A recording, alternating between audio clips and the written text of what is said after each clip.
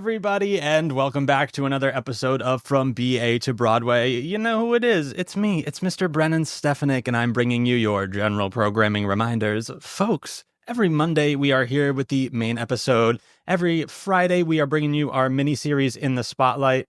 And just a reminder, we're going to be live at Broadway Con on Sunday, February 9th at 10:45 a.m. So come check us out for a live podcast recording.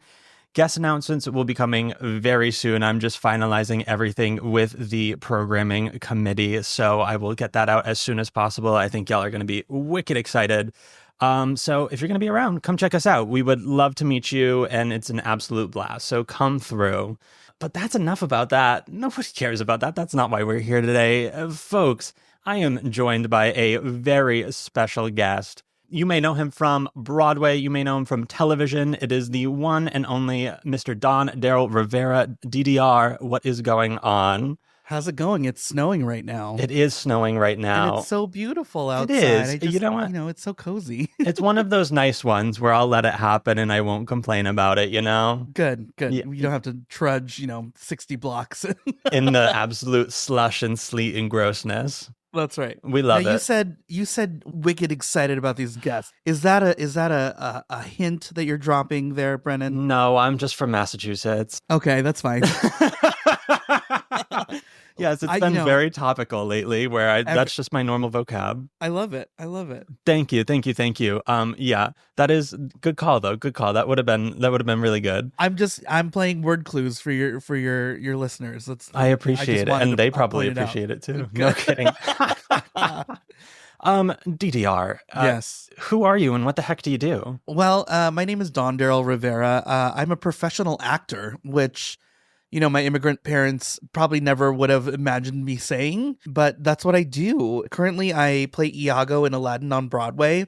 I'm the original Iago, so I've been there since the very beginning, which good for you. Translates to like 3,800 plus performances. Oh my God. And before that, I was a part of the Aladdin project starting in Seattle in 2011. So, this show specifically has been a huge part of my life. And, living in New York and having all the possibilities and opportunities here, I've also done a couple TV shows, which I'm very proud to have done. Heck yeah, you have. Yeah. Rock and roll. DDR, the second question is usually, how do we know each other? And we kind of don't, but in a way we do. In a way we do. I mean, we work in the same building. We do. We sure do. Yeah. But this is the first time I've ever seen you face to face. Oh, truly. Really? Oh, wow. I mean, yeah. I don't think we've ever really interacted in that way before. I mean, it's also kind of hard, I feel like. I do try and go through the house before the show and after the show, just because, sorry, Broadway fans, sometimes I have to run for my New Jersey train because I live in New Jersey. Oh, yeah. So I do take a sneaky way. I take the Dignitary door, actually. So if anyone knows the Dignitary door at the New Amsterdam Theater, now you'll be able to find me, but hopefully you don't know what that is. So that's my escape route sometimes if I can't do the stage door. So I do try and connect with people. I love to say goodnight and thank you for everyone's work because it's more than just us on stage. Of course. Yeah. But yeah, I try to connect with everyone in the house if I can. Takes a village, It truly does. And then DDR, did you go to school for theater? I did. I went to Cornish College of the Arts in Seattle, Washington. Awesome. A couple famous alumna are Brendan Fraser and Jinx Monsoon. Whoa! So I joined the ranks of some really awesome people that I admire very much. That rocks. Awesome. Was there a lot of pressure, did you feel, to go to college for theater? Did you feel that was like a really necessary step in your growth as an artist?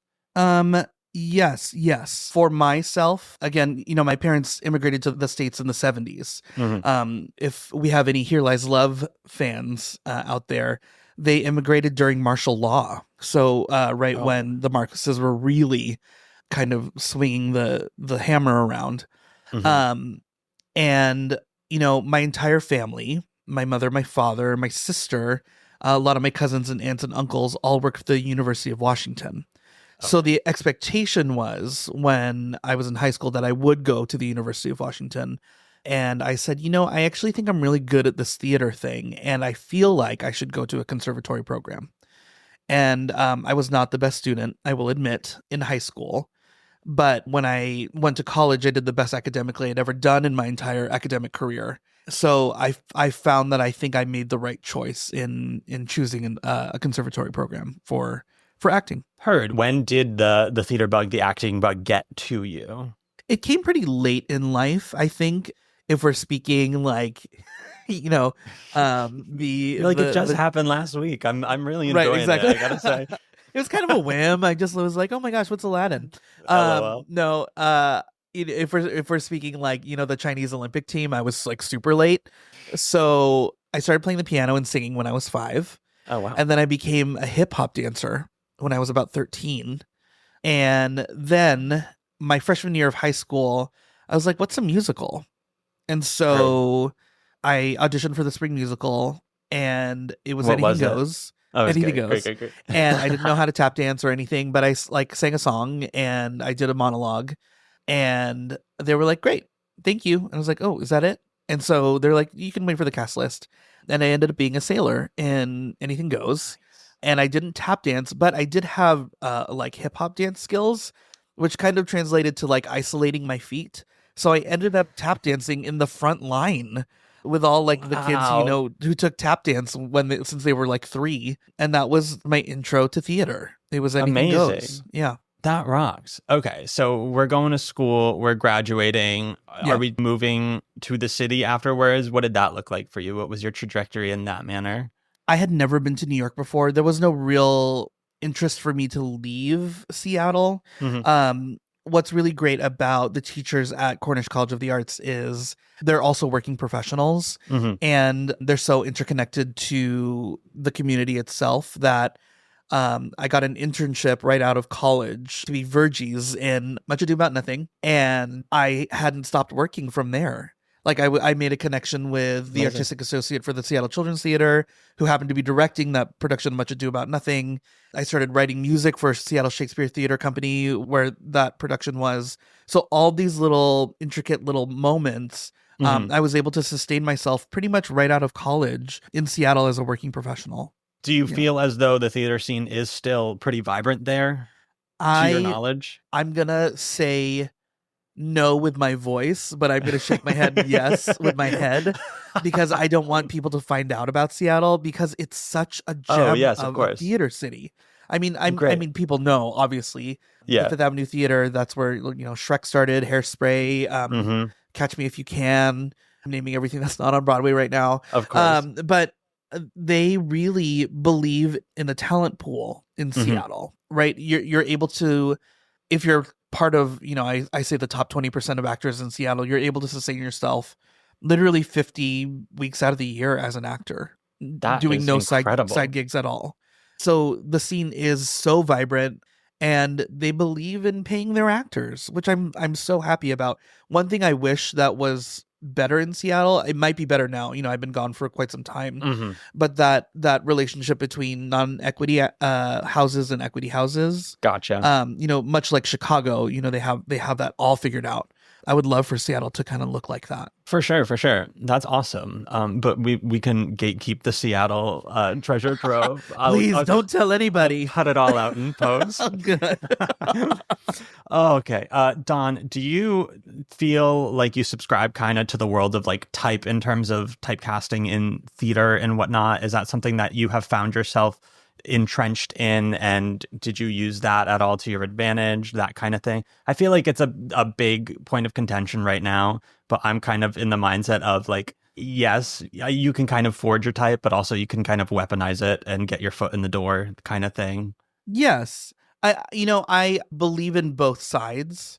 Mhm. It's definitely worked to my advantage in a lot of ways, but also I have been given opportunities by people who, I never thought I would be a romantic lead in a show.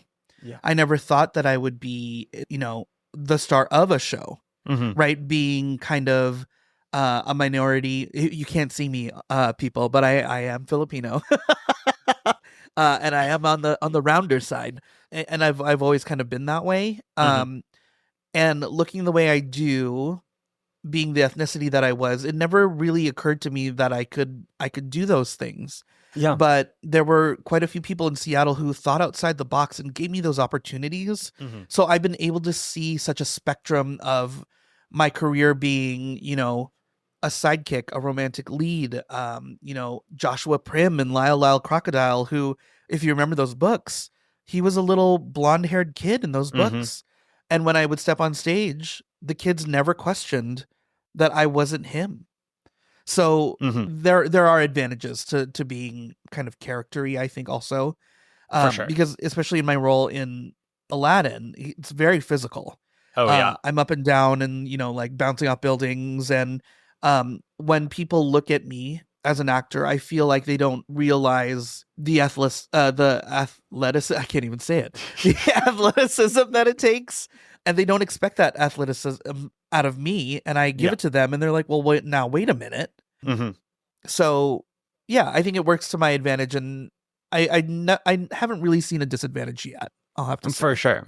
So, I mean, based on that, it sounds like there wasn't necessarily kind of a particular through line throughout the career. You've kind of gotten to do a whole lot in terms of that. And do you feel as though like character comedy acting is like the thing that you do better than anyone else? Like that. That's my like, wheelhouse. You're lightning in a bottle, rock and roll. I feel like character actor is something that I hear like a lot nowadays. Mm-hmm. Like I feel like a lot of people are saying, oh yeah, I'm a character actor just because they're playing a character. But how would you define it if you were asked?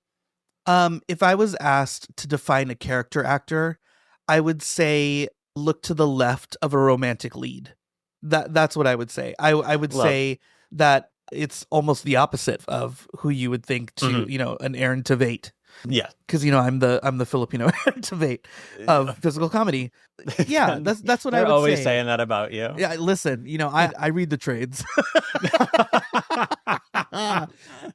Oh, we love it. We love it. We do. Yes. So you also do a little voice acting. I do. I do a few voices on Hell of a Boss. Mm-hmm. I also do a couple voices on Has Been Hotel. And then I was the singing voice for the main character on a little show called Zoophobia.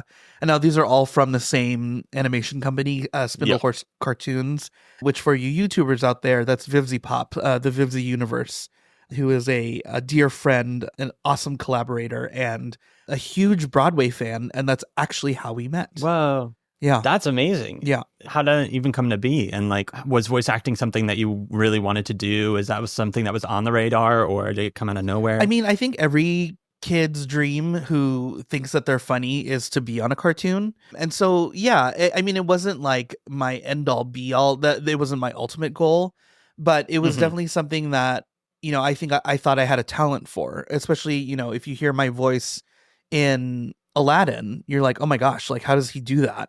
And the answer is being Filipino. That's how he does that. But so Vivian Medrano is an animator, a YouTuber who has a huge following. And she's like literally one of the nicest people I've ever met in my entire life. And she was a big Broadway fan, and she had Has Been Hotel kind of tucked away, and she was working on the pilot when she first came to see Aladdin. And I met her at the stage door, and she made friends with James Monroe Iglehart as well. And she said, hey, I'm working on this thing. Would you guys mind doing voices for my project? And I was like, absolutely. I would love to do that. And so James and I both recorded, I think from our dressing rooms pretty much. And we got integrated into the pilot. And then all of a sudden the pilot has like 50 million views. Whoa. And Viv comes back and says, hey, the pilot's doing really well. Truly. And she bought us dinner and she handed us checks. And she like lives in LA. Whoa. Right? So like that's how good of a person she is. That's amazing. She believes in people. Yeah. Another story that I love to tell about her is, the pandemic shut down Broadway, and she said, hey, I'm still working on some projects. And the first people I'm going to look to are Broadway people because you guys don't have your industry right now. And we're still able to work on animation and television. Yeah. So we're going to look to you guys first, and then we'll continue to cast out of, LA, New York.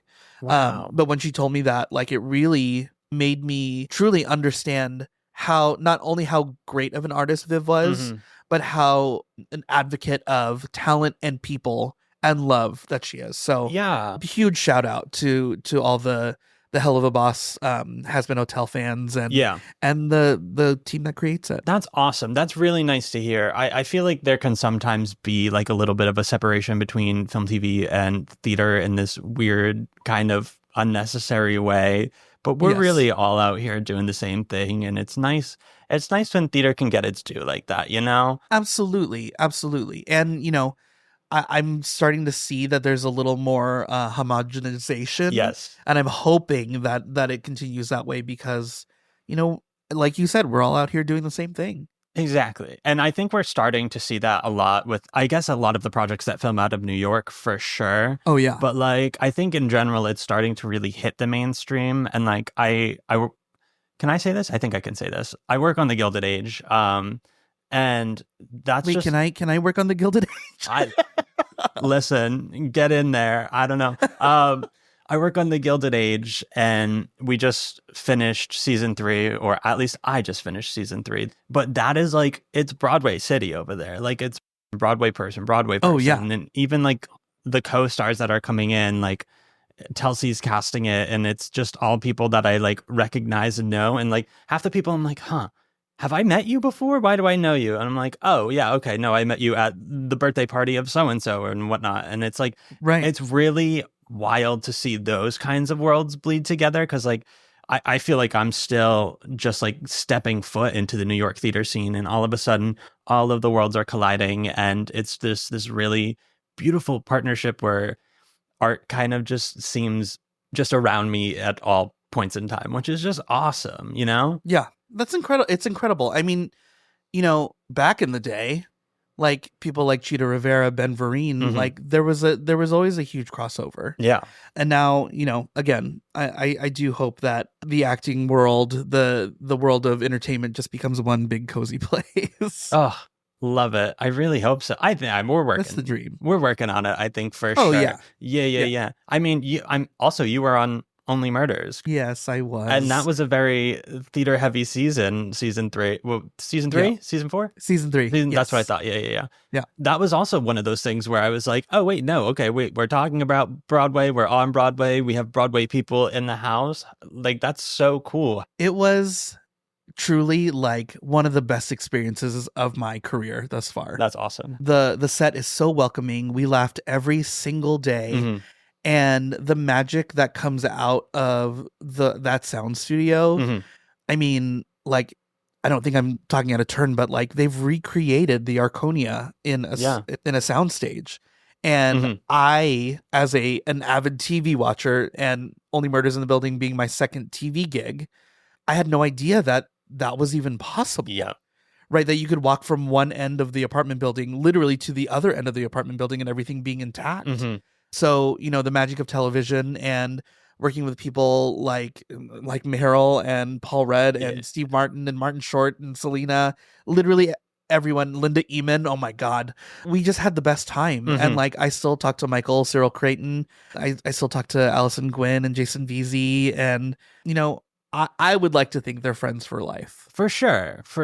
I think theater people, the friendships we make in theater and like that, just that kind of community, those are always like the strongest friendships. And they really do last the longest because we're always operating on these wicked, weird schedules, but like they get it. And like we all get it. And it's like, oh yeah, I haven't seen you in 2 months, but also you're such a dear friend and I can recognize that, you know? Yes. And you pick up right where you left off. Yeah, totally. When you decided to kind of pursue theater professionally, what was the dream for you? Like, was there something that you saw as an end goal? So being born and raised in Seattle and having such an incredible theater scene in Seattle, I was so happy to just kind of live there. Yeah. And my wife is also a theater person. When I met her, she was an IATSE stagehand. Oh, wow. And then she transitioned into stage management. And she actually worked on Beetlejuice, Mean Girls, Aladdin. The list goes on. And our agreement to each other, our promise to each other was that we would not move to New York unless we had a show to work on. And so when the opportunity to move to New York with Aladdin happened, that was our cue. Yeah. And so I don't think I've seen the end. I think I am at the threshold of something really beautiful. That's awesome. Right. I had therapy today. Hell yeah. So I was talking to my therapist about this actually, that, 21-year-old DDR never would have imagined buying a house and providing for his family and buying a new car and, going on awesome vacations and taking time with my family, all while doing the thing that I absolutely love and that I went to school for. Mm-hmm. I never would have imagined that. Yeah. And yet here I am, at the start of my 11th year in Aladdin on Broadway. Like I am so grateful because I know I've seen it myself. I've seen people who, are superstars in Seattle. They come to New York and New York kind of gobbles them up for a second. Yeah. And then spits them out and they end up back in Seattle. And that, it's rough for everyone in the entertainment industry, especially if you're making a big move like that. But the fact that I'm still here, like I really do thank my lucky stars that I've got a show like Aladdin. Yeah, for sure. You've been with that for so long now. Like, what has that looked like over time? Like, what do you love about it so much that has kept you there, and all the people that have cycled through, like, what does that look like? The thing that keeps me there is my love of Disney. I'm a huge Disney Heck nerd. yeah. But also, people ask me all the time, does a show ever get old for you? And to be honest, it really never, ever does. That's awesome. And that's because of our audiences. Yeah. Like everyone comes to Broadway from all over the world. Mm-hmm. So you might have a, half a house full of international tourists who don't speak English. So all the jokes kind of go in one ear and out the other. Mm-hmm. But then the musical numbers, they're up on their feet for it. Yeah. Right. So, and they're still having a great time because everyone knows the story of Aladdin, Yes. right? Disney has that power of nostalgia and that reach of having these animated IPs to create off of, which I think we're really lucky with that. And it reaches, all generations. Yeah. So that's really what keeps me there is the audiences and the notion of someone saving up for a year or saving up for 2 years and maybe making a once in a lifetime trip out to New York. Yeah. And they've decided to see Aladdin. Mm-hmm. And so I personally, I have the guilt of, if I give them kind of less than an opening night caliber performance, like I've kind of failed them. For sure. Right. So I really do, no matter how tired I am, give my all. There was kind of that controversial Vulture article about, I only give 75%. Mm-hmm. And while I do believe in, keeping yourself available for your life as well. Yeah. When you're at the theater, do the freaking thing. Yeah. Right? Because if not now, then when? Truly. What are you waiting for? Yeah. And it's these audiences, Mm-hmm. So that's my That rocks. thank you for coming to my TED Talk. For sure. That's awesome. In the Disney vein of it, did you feel as though like even like rehearsal process and like just company wise, does it feel different than like other theatrical productions and experiences? Like, is the House of Mouse like feeling more present within all of that? Yes. I mean, they have the manpower and they have the fundage to be able to make a magic carpet fly. Yeah. Right. So when you are, when you're in rehearsal and all of a sudden you have a dagger that was built by a blacksmith company that you drew on a piece of paper and they're like, here it is. And I'm like, well, thank you. That's crazy. Yeah.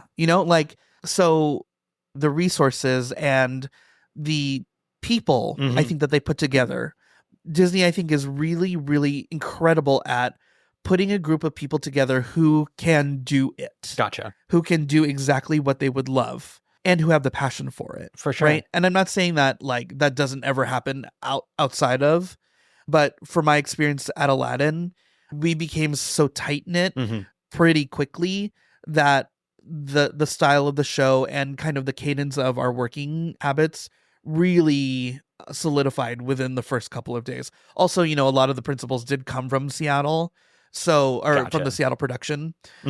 So we already had a language that we built, but it really felt good. And I have to say, man, Casey Nicola, holy shit, is like so fun and so incredible to work with. He always listens to you. Sometimes he'll be like, you can just like play, do something. Yeah. Like he'll leave me alone for a second and he'll be like, that's great. I don't like that. That's awesome. Let's just keep working together. That rocks. And I love that because, Yeah. like you really truly have like full reign of, I can take this character wherever I can go and choose to go. And I have someone who will play with me with that. That's awesome. And I feel like that can also be something that the production side can be very guarded about. So it's nice that, especially with like such a beast of a machine like a Disney show, that is more open and more present in that way. Yeah. And I think that's what makes Aladdin so different, right? Oh, like, yeah. They really truly gave Casey kind of the license to play. And you can see how much fun we do have on stage. Truly. Was Disney always a part of your life? Have you always been a Disney man? Oh, yeah. There is a picture of me. I think maybe I'm like 4 or 5. And I have this sweater that I loved. It was a sweater of Mickey and of Goofy. And they're playing hockey. Love. Amazing. And I wanted to wear it for Halloween.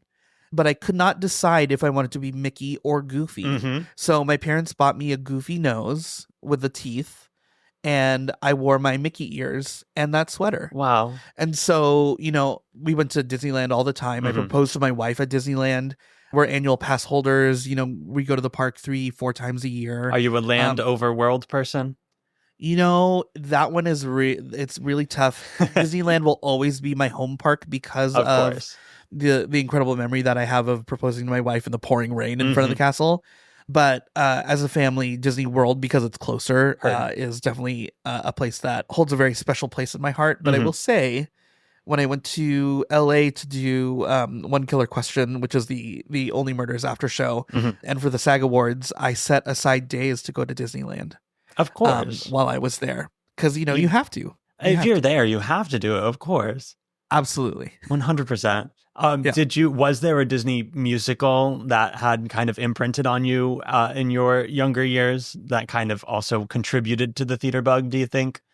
Yeah. I mean, I think in seeing Aladdin and seeing people who looked a lot like me on film, and also like Lea Salonga is a megastar in the Philippines, and I had her albums. And so like hearing her voice on American mainstream like entertainment, I was like, holy crap, I could do this. For sure. This is absolutely possible. And so, as a singer, I thought, maybe I could do that. I hadn't quite gotten the theater bug yet. 100%. But I worked on the West Coast premiere of High School Musical. I played Ryan Evans at the Seattle Children's Theater, and Sharpay was also Asian. We actually had this like secret backstory that we owned all the teriyaki joints in Albuquerque. Oh my God.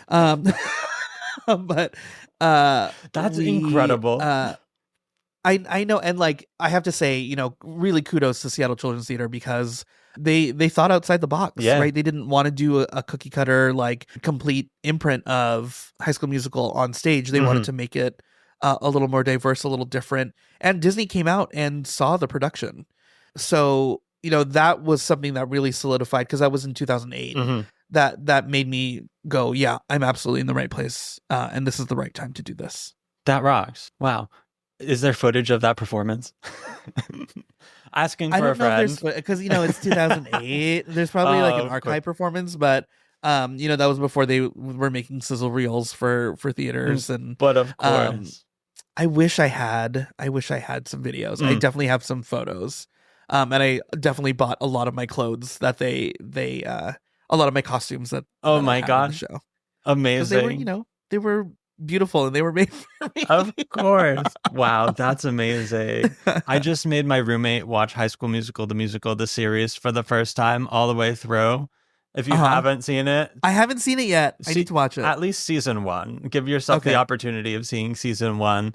But it is such a journey, and it is something that every time we tell people that we're like so invested, they're like, what are you talking about? And we're like, you don't get it. You don't get it. And now we finished and our weeknights are just so empty now without it. Yeah. But you're closer now also. That 100%. We went on a huge journey within that. Oh, those kids, they mean so much to me. I saw one of them on the subway platform the other day, and I got like this doesn't happen to me frequently because we do what we do, but like I got kind of starstruck. I like got That's off the incredible. train. It was like while we were still actively watching it, and I was like walking down the platform at whatever 49th Street or whatever, and I did like a double take, and I kind of stared at him for like a little too long, and then I just was like, phew. And then I was like, should I turn around? Should I try and get him on the podcast? But no, it was crazy. This is also just a guy that is younger than I am too, and I was like, I don't know. This is a weird one for me, but wow, New York is beautiful. That's the magic of New York, and no, it truly is. Yeah. I mean, like, there's a story actually of it was after a show. I got on a train that I don't normally take. Mm-hmm. I was living in Brooklyn at the time because, living in Brooklyn was cool. Mm-hmm. And now I live in Brooklyn West, which is New Jersey, I guess. Of course. But I got on the train and I was sitting there and I heard DDR. And I kind of look up and it's my friend from Seattle. Oh my God. And she goes, I'm lost. And I said, oh my God, let me help you. And so she said, well, I'm going to this kind of space. And I'm like, that's right by my apartment in Brooklyn. Amazing. Just come with me. Yeah. And literally out of the thousands of trains that she could have taken or gotten lost on, I had gotten on it. The magic of New York. That's crazy. Yeah, no kidding. Yeah. Even just like knowing like people that live here and like seeing them on the street is like still just so fun to me because I'm like, I don't know, there are so many people in this freaking city, and it really does make everything feel a little bit smaller and more contained in your world. It's one of those things where like when I was going to college, they were always like, you can make a big school feel small, but you can't make a small school feel big. And like it's been really neat to kind of like discover that in this city and this industry and whatnot, Yeah, it absolutely. is such a close-knit community, which is just really awesome. And I think it alleviated so many fears after I got here that, I don't know, I feel like a tried and true New Yorker now, Oh my God. Is there a Disney musical movie that you would like to see on the stage? I think a lot of people would agree with me. Amazing. That You're like, that, yes. yes, and that The Emperor's New Groove should be a Disney musical. My God. Yeah. I think it would be really great. Mm-hmm. I actually, part of me wants to work on Inside Out also. Oh my God. I think that TYA is such, like, that was my jam. Yeah. Right? I loved TYA. And I'm a huge advocate for it. I actually I applied for the artistic director position at the Seattle Children's Theater when it became available. Mm-hmm. Because that's how much it means to me. Yeah. And so, for that kind of age set, like teen, tween, there's not really much or really anything out there. No. Because there isn't like a junior high school musical, right? It's High School Musical.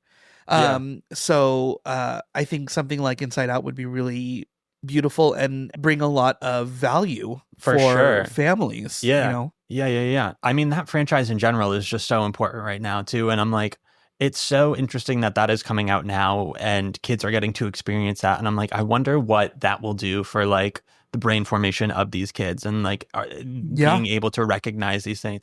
Listen, I walked out of Inside Out too, and I texted my mom. I was like, "Oh my God, that wasn't a kid's movie. I can't even believe it." I'm I'm like running home to get a Klonopin. I'm like, wow, they really nailed that. They anxiety. did it. But wow. Yeah. It's weird.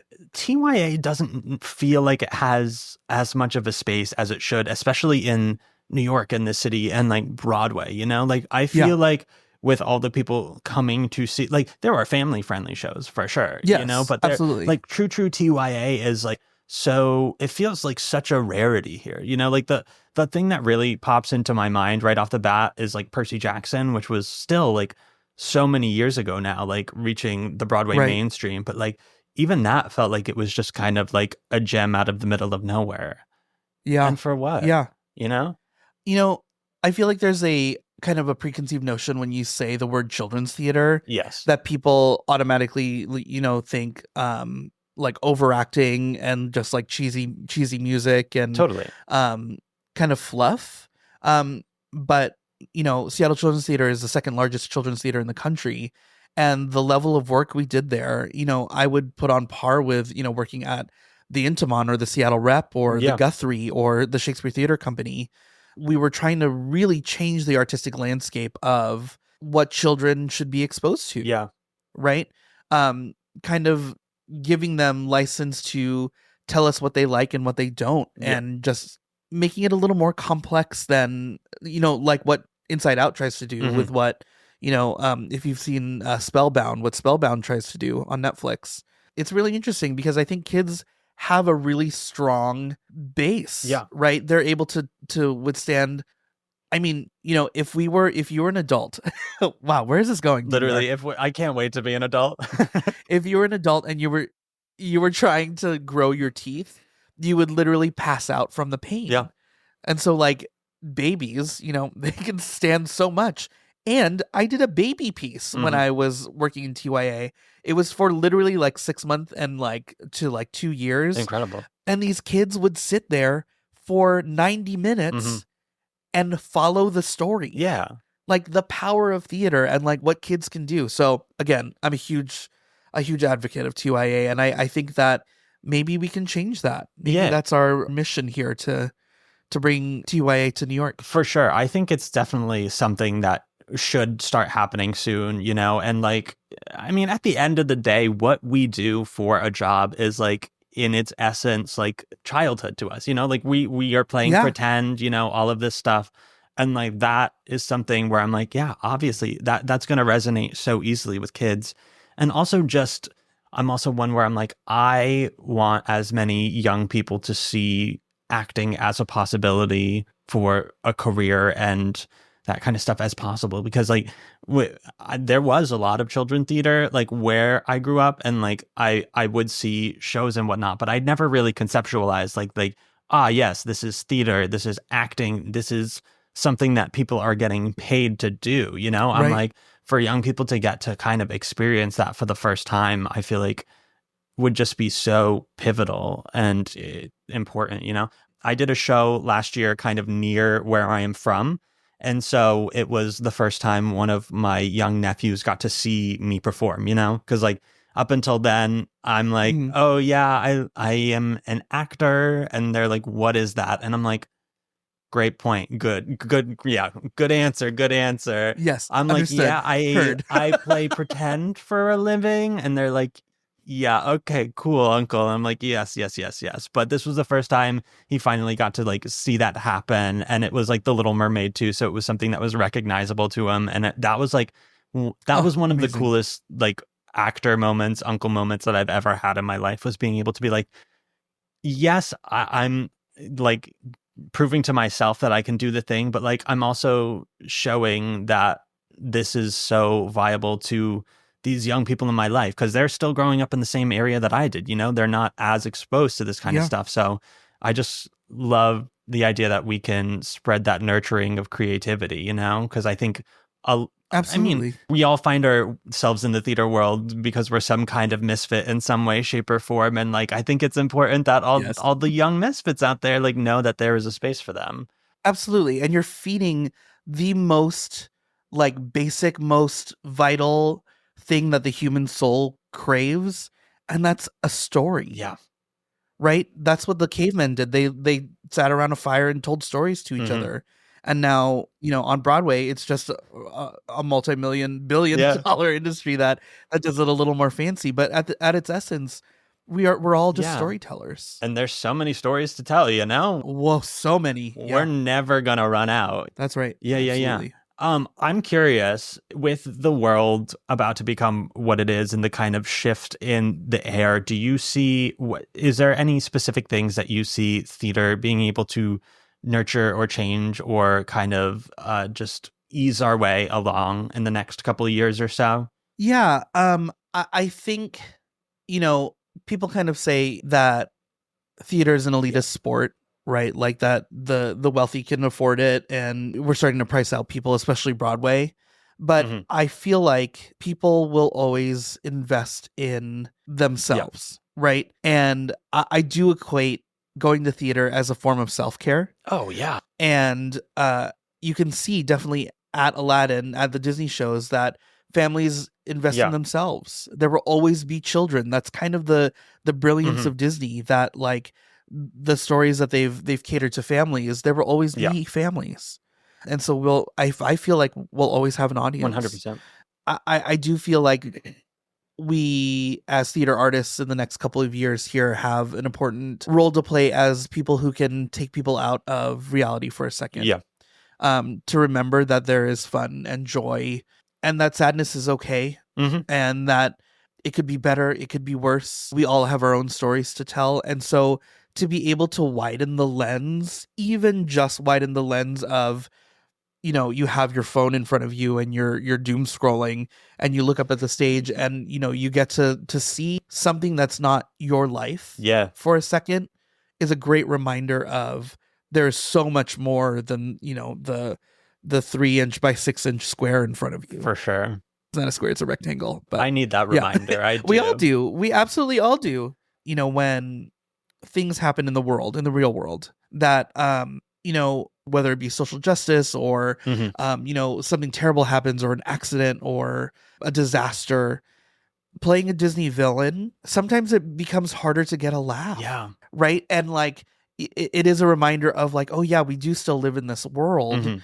But as soon as I can kind of take them out of that, or I can help them find their way out for a second, even for, you know, 2.5 hours, that it becomes a really fun journey. For sure. And I have had people, you know, message me on Instagram. They're like, you know, it's been a crazy week, but thank you for making me laugh. 100%. I mean, you also have this really interesting dichotomy of a role where you are playing a villain that is, you know, it is a clown of the show. You know, it is supposed to be comedic in some way, shape, or form, but you are evil at the heart, you know? It's that kind of weird thing. That's right. Was that the first time you've ever kind of had to flex that muscle in a role or anything? Well, you know, you can argue that Ryan Evans is a little bit of a Disney villain, but only for like the first 3/4 of the show. I was going to say, how dare you? Yeah, he has a change of heart. You know, he really does have a change of heart, and he wants to be helpful and no longer the little brother. Yeah.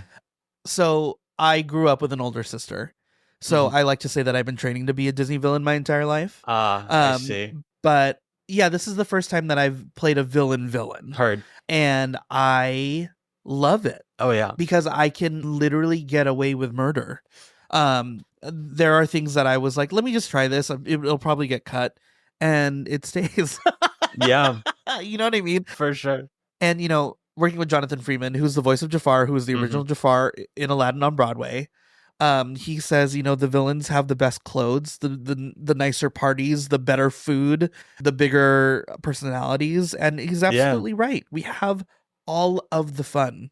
Not that I wouldn't love to ride on a magic carpet and sing a beautiful love song, but it's great to, you know, face plant into a building and make a 3-year-old 100%. You know, it's those things in life. If I can get the 3-year-old's approval, then who else do I really need, honestly? Exactly. They're the future anyways, you know? Something like that. I will still be doing Aladdin when they're 40 years old and buying tickets. Oh my God.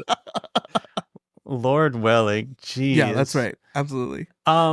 Do you feel like there's any other wisdom that you would like to spread to the people? Is there anything in terms of being a theater artist that you would like people to know and believe in and that kind of stuff?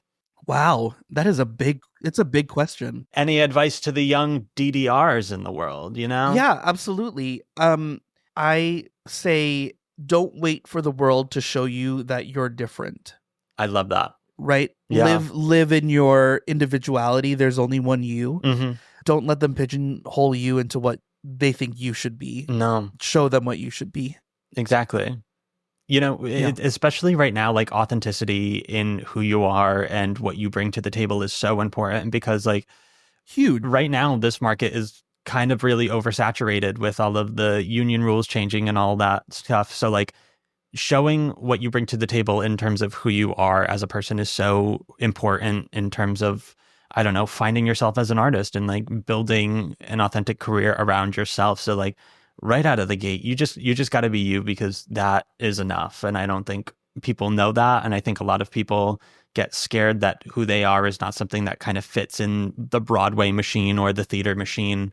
So Sure. we kind of just got to believe in ourselves in that regard. And once again, we are storytellers and there are so many stories to tell. So you got to have faith that yours is one of them, you know? Absolutely. I mean, my agents, they send me on a lot of things that I really never thought I would be right for. Mm-hmm. And, their way of thinking outside of the box combined with me being my really truly authentic self, Yeah. I think has gotten me really far. I booked some things that I never thought I would book. And so for better or for worse, because you can control a little bit of what you can do in that audition room. But the best part is making those connections. Yes. Right? So if you important. book the room, you've done your job. Yeah. If you book the gig on top of the room, that's the cherry on top. Amazing. But honestly, like, I would rather know a million theater professionals than do a million shows. That's so Right? fair. Yeah. Yeah. I love that. It's such an important community. We all need to lean on each other, especially now. And like the more people you have within that, the better. So Yes, absolutely. I agree. yeah, everyone go out there, meet people, put yourself in environments that are going to foster new relationships, because like networking aside or whatever, like just knowing these people is really just life-changing in general. So put yourself in those spaces, take risks, send DMs, Yeah, do it. Truly, honestly, like I've sent DMs to creators who I adore and love, and I've gotten to meet them. Yeah. Like we're all people, right? For We're sure. all doing the thing. So really do put yourself out there. Yeah. Just not too crazy. No. So social tact is important. Yes. Cannot emphasize that enough. But also, Yeah. take a But shot. also take that take a advice. chance. Yeah. It's all a snowball. You got to mix it all together and then give it a throw. That's right. That's right. Amazing. Is there anything else that you want to hit on? No. Gosh, I feel like we've known each other for years. We have. I didn't want to tell you this, but we actually met 20 years ago. No, we didn't. Did no, we? No, God, no. I believed you. Amazing. Oh, okay, folks. Get out there, start doing the thing. You are worthy. This is possible, and we are rooting for you. Yeah. We are your biggest supporters, and you can be our biggest supporters. Wow, by finding us on Patreon. Folks, that is patreon.com/BA to Broadway. Your general reminder, we are not gatekeeping any vital information on there. That is just for fun, silly bonus content, silly stories, looks into the lives of all of the goons that I bring on the show. So come check us out over there. As always, you can find us on most social media platforms at BA to Broadway. DDR, where can folks find you if you want to be found? Yeah, absolutely. Since I'm I'm not over 40, I'm just 40. You can find me on Instagram at Darryl Rivera. I'm also on TikTok, but I don't check that as much. And I only check Facebook every so often. But Instagram is where it's at for me. 100%. That's the network of the theater industry. Let's be That's real. Right. DDR, thank you so much for being here. This has been an absolute pleasure. Thank you for taking time out of your day and your busy schedule to do this. I really appreciate it. Oh my gosh, thank you for having me. This was awesome. Literally anytime, you're welcome back here. Oh my gosh, great. Good. I have a lot of things to say. Amazing. Folks, until next time, bye.